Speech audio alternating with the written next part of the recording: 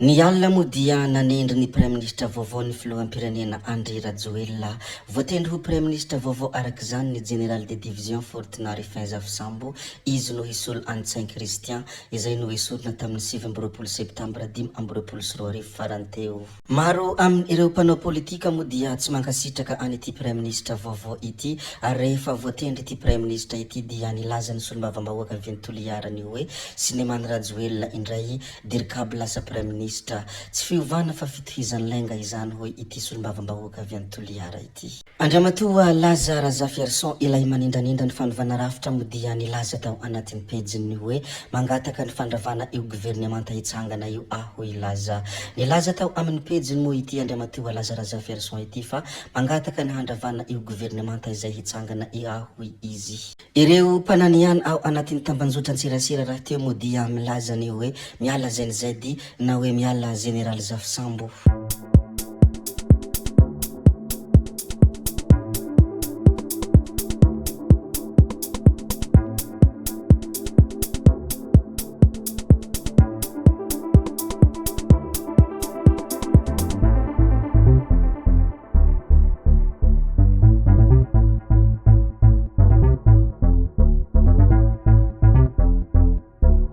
Hamal engana ny hetahetam-bahoaka ny tanjona hoy ny filoha. Ireto avy ny teboka ny songadina nandritra ny fanendreny filoham-pirenena ny Prime Ministre Andriamatoa Zaf Sambo Rifin Fortuna Dimsoa ny Andro Alina. Hojerevantsika manokana ireo ny gada tsy aradrariny izay iantsona ny jurista sy ny fiarahamony pirenena. Haverina engana amin'ny laonina ny famatsiana herinaritra sy ny rano fisotro madio. Hojerena ny mikasika ireo tanora indrindra ny eny amin'ny université mpanjakana manerana ny nosy sy ny toeram-ponenana izy ireo. Hanokana teti-bola manokana hanamboarana cité universitaire manome hasina ny mpianatra rehetra izany hoy ny filoham-pirenena. Hapetraka ihany koa ny paikady iadivana amin'ny kolokolo maro samihafa. Manana enim-bolana ny Prime Ministre vaovao hanatanterahana ny planinina izay hapetraka. Hirosy ihany koa amin'ny fankankevitra sy ny dinika iombonana concertation sy dialogue national izay hotariny FFKM eny amin'ny CCI hoy ny filoha Andry Nirina Rajoelina.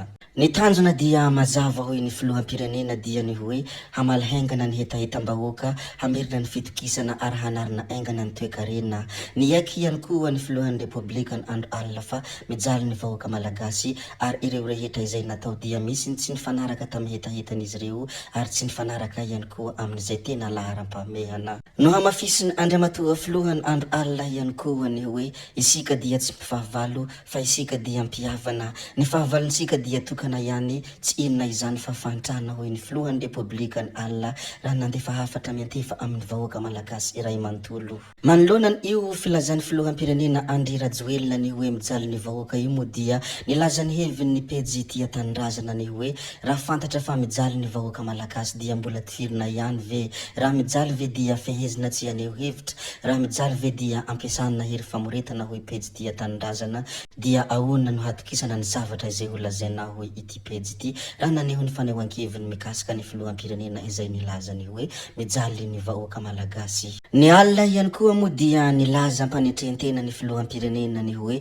efa ela no nisy io olana io ny teto Madagasikara ary efa nolovaintsika ny olany jiro sy rano fa isika no tratra farany, isika ihany koa no kaka farany hoy ny filoham-pirenena. Fa na dia eo aza izany dia hiezaka isika hitady vahaolana hamahan'ny olany jiro sy rano izay mampitaraina ny vahoaka malagasy. Mbola pejy tia tanindrazana hatrany moa dia naneho ny heviny ihany koa sady nilaza ny tsy hafaliny fizarana vola mbarariny ve hoy ny pejy tia tanindrazana. 7,3 isa ireo mpitandro ny filaminana no zaraina vola 10 ariary raha araka ny loharanom-baovao ny TV5 Monde.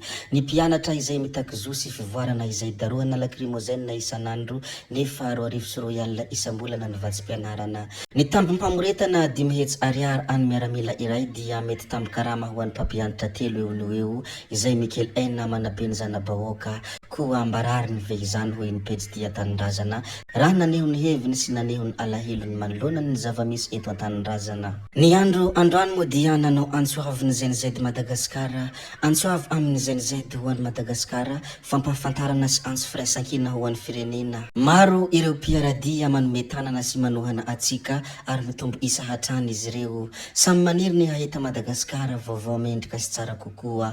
Andao hiara isalahy ho amin'ny vina iray sy ny tanjona iray. Ny fananganana ho avy mamiratra kokoa ho an'ny tany ny taranantsika. Manohana ny hetsika ZNZ izy ireo satria mitondra fofinaina vaovao ho amin'ny fiovana ny tanora, tsy miaina amin'ny fampanantenana pokaty sy tolotra feno fitaka taloha. Notsindriny izy ireo manokana ihany koa ny hoe tsy mpanaraka ny ZNZ ary mahaleo tena ara-politika tanteraka. Saingy amin'izao fotoana izao dia manasa ny antoko politika rehetra hanatevin-daharana ny tolona.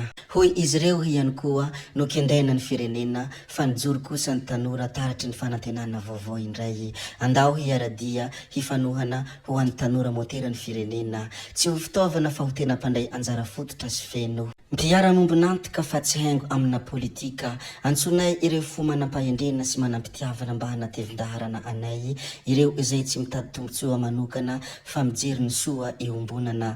Tapitra ny vanim-potoana ny fampanantenana pokaty, fotoana ny asa izao, fotoana ny tanora, fotoana ny Madagasikara.